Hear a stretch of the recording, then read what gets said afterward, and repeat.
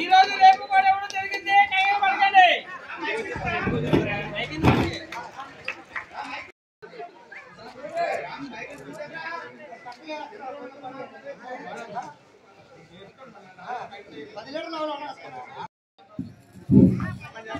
ఈరోజు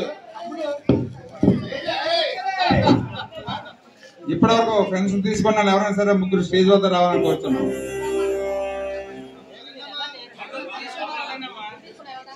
ఆల్రెడీ తీసుకున్నాడు.